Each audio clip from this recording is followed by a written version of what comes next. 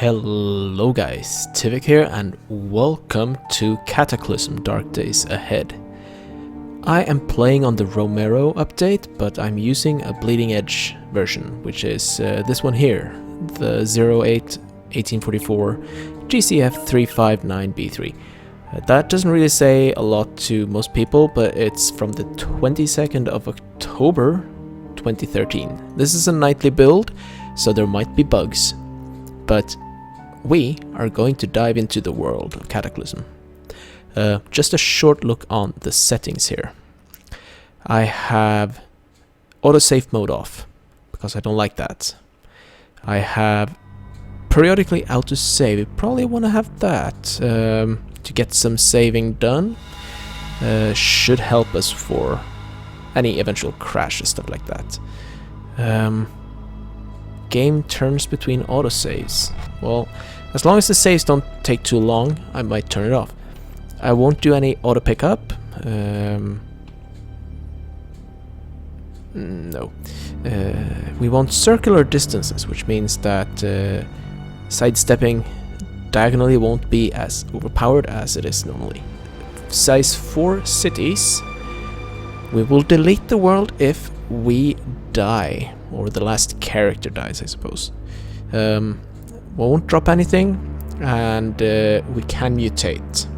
Safe mode is on by default, and there is no proximity distance, which means that it will use my view distance.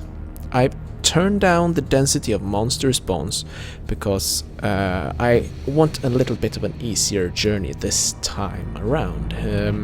I've had problems with large monsters before, and I'd rather not have a lot of them this time. So, interface. I'm using the military time, so you have to get used to that. I will hide the mouse button whenever you use the keyboard, like this. Perfect.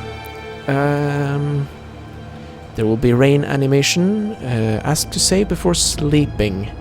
Yes, we should. Actually, no, we shouldn't. We will not snap to target,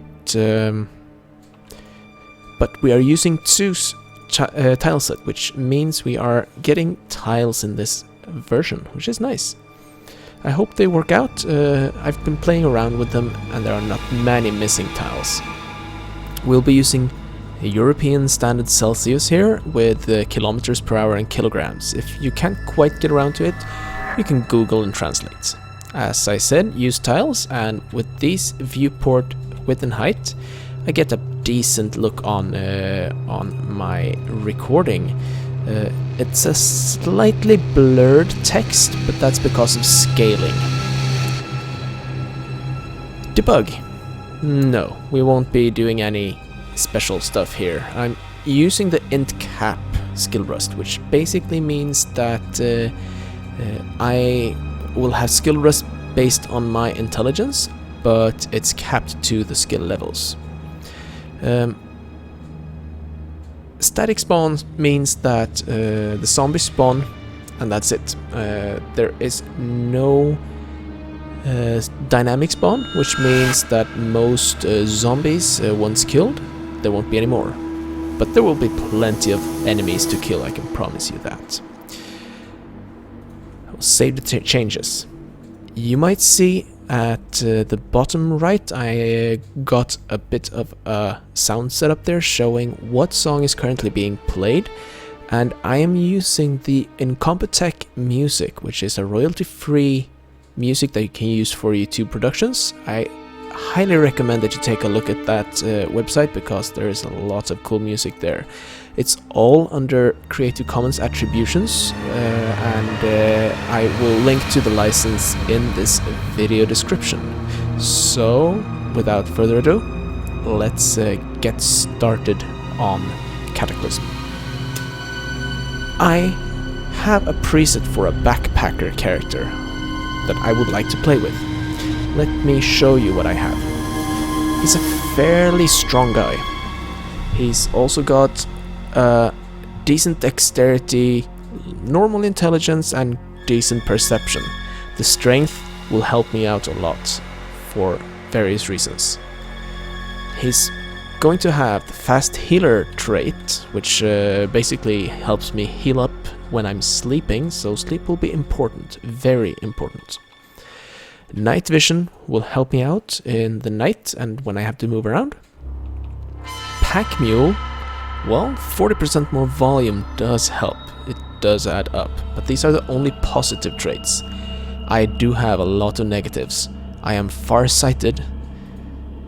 I have got a glass jaw.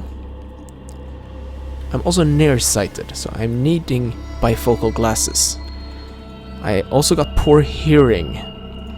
I'm a truth teller and I'm ugly, which doesn't really matter that much since I don't have NPCs on. And of course, I am of the backpacker profession, which gives me a leather backpack to start with.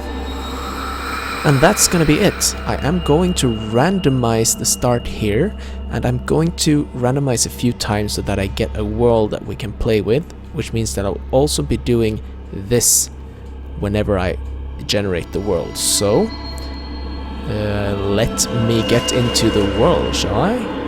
So, see you in a moment. Right. So, we are Jonathan Richardson, poor backpacker who got stranded during the zombie apocalypse that happened. He's just outside of a town here, having just woken up in an evac shelter and looking around. There's a military outpost, a sewage treatment plant, and some houses. He has no idea where he is really, but he will explore this town and see what he can find. There's also a fair deal of woods nearby, so he will be looking in these areas. So, why don't we get started? A pipe should be useful as a primary weapon to start out with. For those of you who are not familiar with this game, this is a roguelike. It is a game that is very tough. It is very unforgiving for mistakes. Make a mistake, you might die. And I might die a couple of times. I'm gonna try to survive for as long as possible. So the first thing I'm gonna do here is gear up a little bit before I head into town and maybe make myself some weapons. So I'm gonna start out by crafting up a makeshift crowbar. This is done using the fabrication skill, and all you need is a pipe and a rock. So I've crafted up that one. You can see here my tools contain a makeshift crowbar. There we go. Now I can assign this one to C so that I make it a proper weapon. So activate. Now I have this one. Oh, let me wield that one. There we go. I will say from the start out that I am not an expert at this game. It will take a few tries to get where we are going, but we'll do what we can here. There is a book here. Oh, it looks like there is a chemistry textbook, a dust mask that will do well, sunglasses, science ID card. I'm gonna use the advanced inventory management because it's a little bit easier to work with. So we're gonna move that one over. The sunglasses, and I'm gonna need a dust mask. The chemistry textbook can bring my cooking skill up to 6, but it requires level 3 of cooking to read. Interesting, but I'm going to leave it around here. We'll mark this area. The teleporter can help me teleport distances. Hydrogen could be heated to plasma. This could be useful, but I am not cyborg, so I can't use it. So let's see here. 840 caseless ammo. Some RAM, another science ID card. A soldering iron, that will be very useful, so I'm going to collect that. Over here we have lots of items, so let's go back into this view. We have a pocket survival guide, which is just for fun. Does not give us any skill at all. Oh well. Soldering iron here as well. Safety glasses, a USB drive, and a gallon jug of bleach. I'm gonna pick that one up. Because I can empty it out. Let's quickly sort this one to categories. What is this? Even more items. A chemistry set. Zombie pheromones. This is a kind of disgusting ball of rotting meat. Okay. Hey, that could be a useful thing. If I knew how to craft it up, that could help me. But these will be very important. Plastic bottles of clean water. This is a book that helps me take cooking to level... I don't know. To 8. There we go. The plastic canteen will help me out as well, because I can carry water in it. A basic power armor. Wow. Very good protection against attacks, but hard to move in. Nice. If I just had... Yeah, we're gonna mark up this area, I think. So I'm gonna hit Shift N for capital N and do not the exclamation mark, but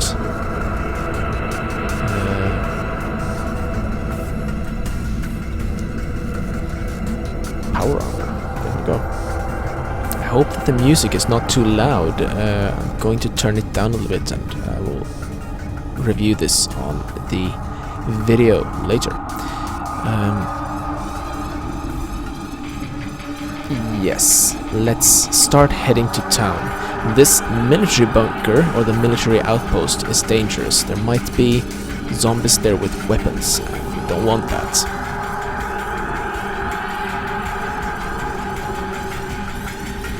So I'm walking carefully down here now.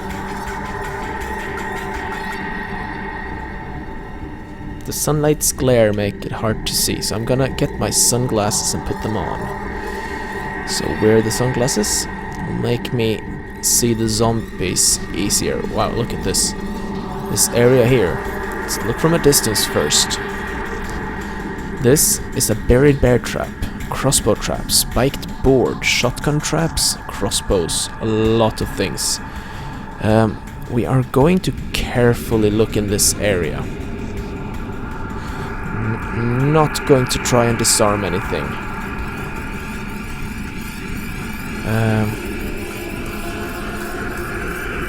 Okay, so there's some sticks. Doesn't look like anything else, but I'm gonna mark this as well. It's a trap. Just to be careful. We are coming up on the town now, and I think that is a deer. That is a deer who is fleeing. I would too.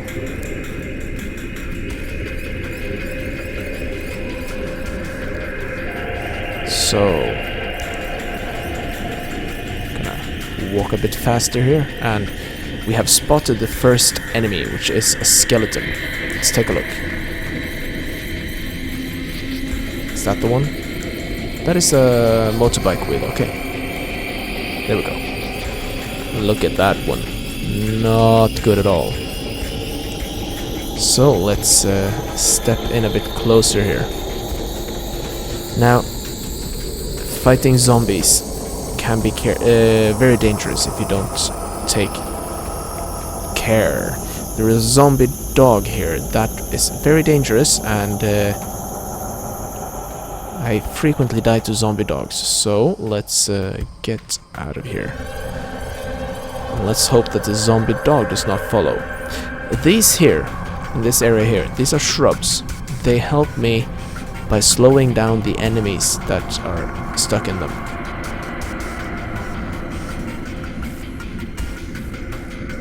So I'm gonna lure this skeleton zombie into the bush and then whack him once with the crowbar, and I whack the skeleton for 13 damage and another 21, and I miss and he bites my arm. It hurts and he's dead. My health is alright. I'm just looking at my stats here. This part here with the effects is the most important. I did not take a bite wound, which is very important. I will hit him twice. Oh, and he died. Now, it is very important that you take care of the corpses, because they can stand up again. So I will start butchering this one, even though there is an enemy nearby. The enemy that it's saying that it can see now is a shocker zombie. These are very dangerous. They shoot lightning at you, and that can be very, very, very, very dangerous. So I will go a little bit further down here, and we will wait for that zombie in the area. Where is he? I'm gonna see if I can lure him without attracting the zombie dog. There he is.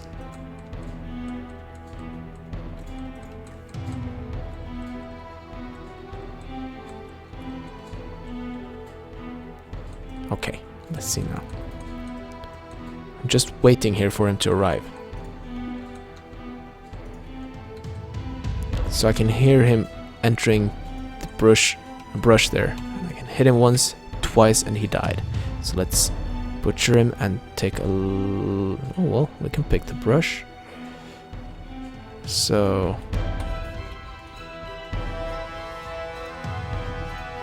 there is some tainted meat, that's all. That zombie dog worries me though. He can be a very dangerous opponent if I can't corner him somehow. Even so, it might be dangerous. Look at that, he burst through a window trying to capture me, or, well, think he might want to eat me.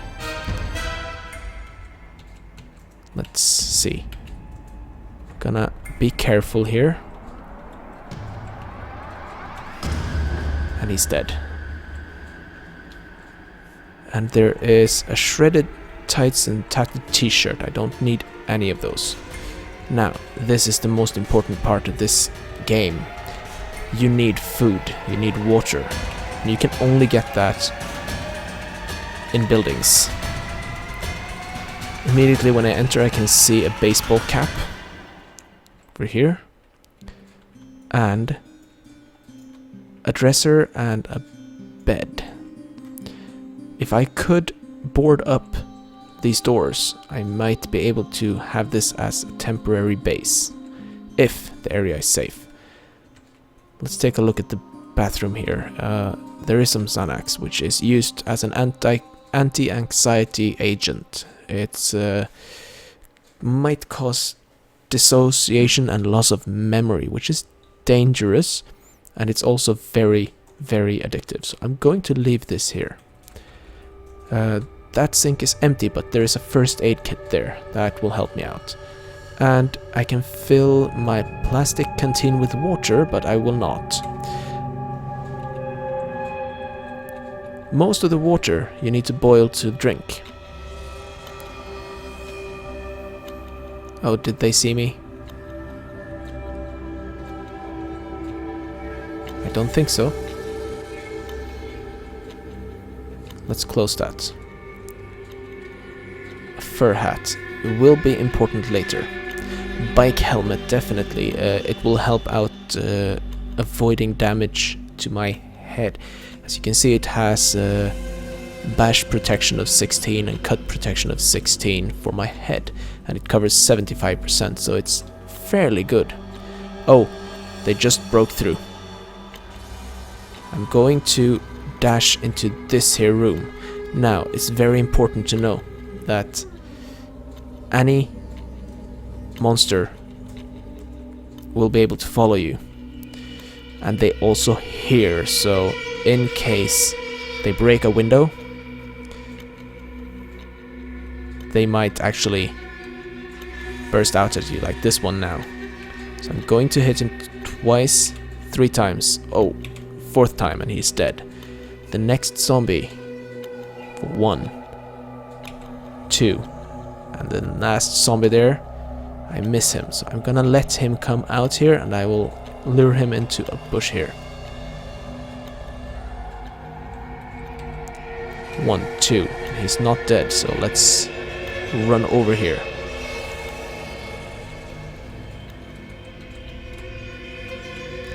I hit him for 17, but he's not dead, and I did a bit of a messy move there, so I'm going to...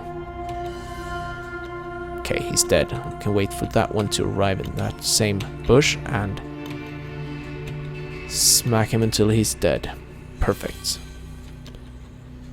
So, oh, I found a nail gun. This is like day 1 jackpot.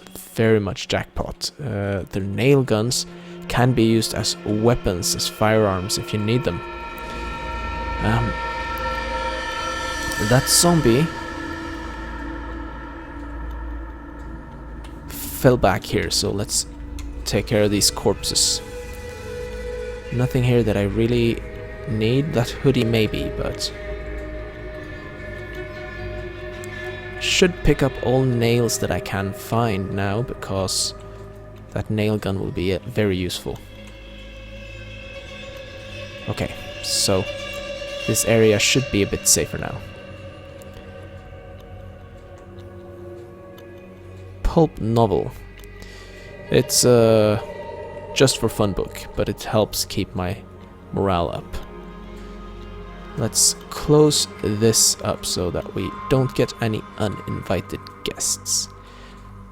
Some string, some vegetable soup, some sugar and flour. A fork I don't need, but let's take a look in the fridge. Cranberries, okay. Some... Oh, a flashlight, that can be useful. Some clam chowder, tuna, and I suppose I could take the steak knife. The scissors as well, that will help me. Okay, my inventory is starting to become very, very full, so we're gonna decide on where to hole up and start preparing for the night, because as you can see here, it's still fairly early in the morning. This plus moves over there when it gets closer to night, and then it will be I think it's an underscore, and then it will be a moon coming past there, and then it will be the sun again. So I'm gonna leave this episode here, and I will see you in the next one. Take care, guys. Bye bye.